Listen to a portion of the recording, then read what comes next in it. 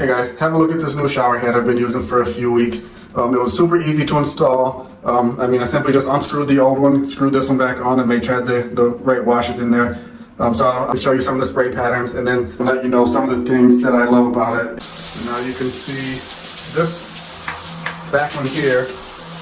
It controls to say if we'll have water come out of just this outer ring part of the head, or both, kind of the wand and the outer part,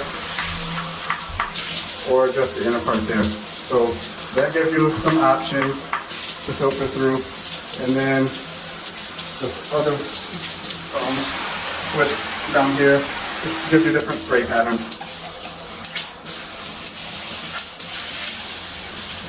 And it does come down really easy. So I love how easy it makes it really easy to clean my shower. You can just pull it down and use it that way. Now the only thing that I would say I wish was a little bit different with this one is that I wish it was a little bit more water efficient. I've noticed that you do run through a lot more water.